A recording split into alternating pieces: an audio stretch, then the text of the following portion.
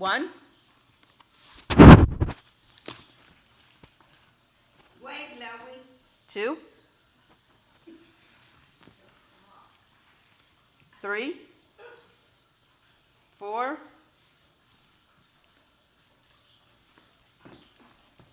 5, 6, 7.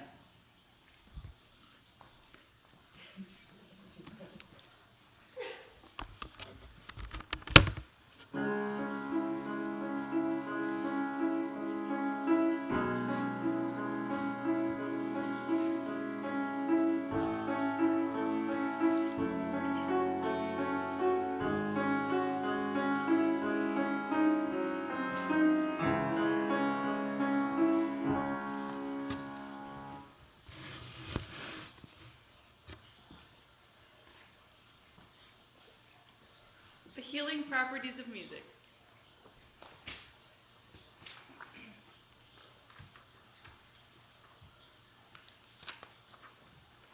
At 7 a.m., a hospital employee en route to work feels somewhat sluggish, but once his radio is turned on, the mood changes and that sluggish feeling is somewhat energized.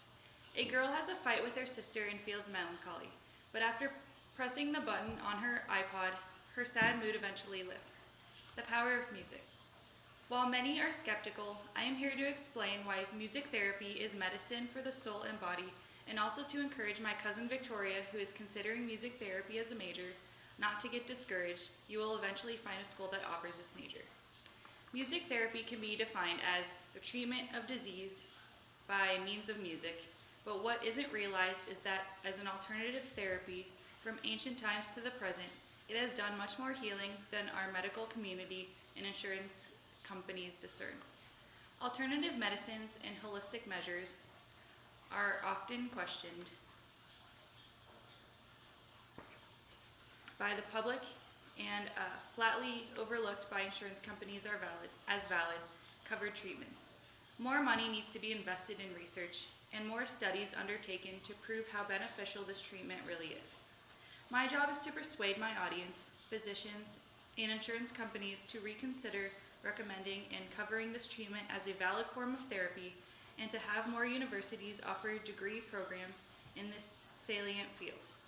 From patients in ancient history to Alzheimer's patients and those with mental illness, the benefits of music therapy can undoubtedly be witnessed. Historically speaking, music therapy formally was introduced after World War I and II, when musicians went to hospitals to play for veterans. These men had sudden changes in mood because hearing music causes the striatum of the brain to release the chemical dopamine, which is well known to be associated with pleasure. Although emotions are affected by music, music affected their other brain functions and affected their nervous system as well, in a variety of ways. According to Shirley Archer, author of Music Therapy Improves Brain Function, quote, she states that music is also stimulating, and studies pioneered by Oliver Sacks, MD, show that music helped to treat these patients with neurological conditions by stimulating the brain to change, unquote.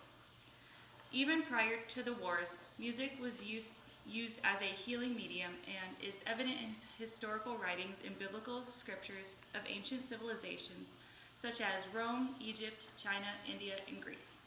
How can the public consider doubting a therapy that has been documented since the beginning of time?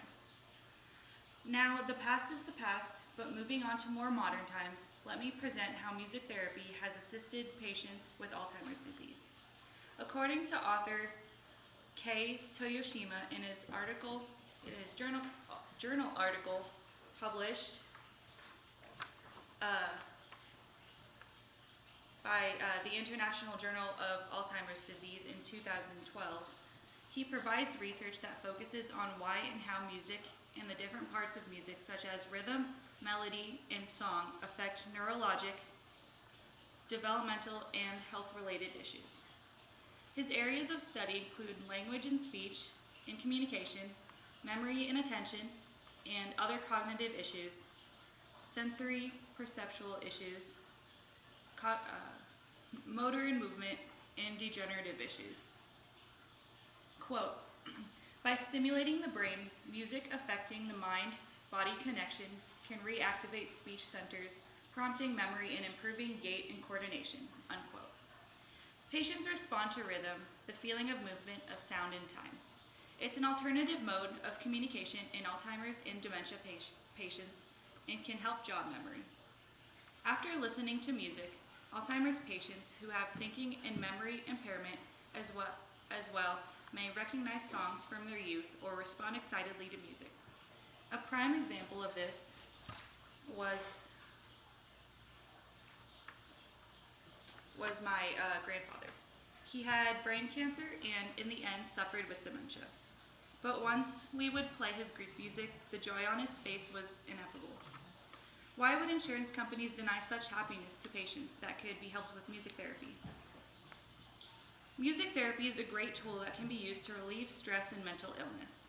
This is an important concept because physical changes associated with stress are harmful and can contribute to heart disease and cancer. With stress causing chronic fatigue, digestive upsets, and headaches and back pain, according to Shamsul Nizami and Sai Tika, authors of Psychiatry and Music, people seem to want to deal with ways that only compound the problem, such as drinking, drugging, overeating, oversleeping, or lashing out at others. The best way to reduce stress quickly is by using your senses. Listening to a favorite type of music can help.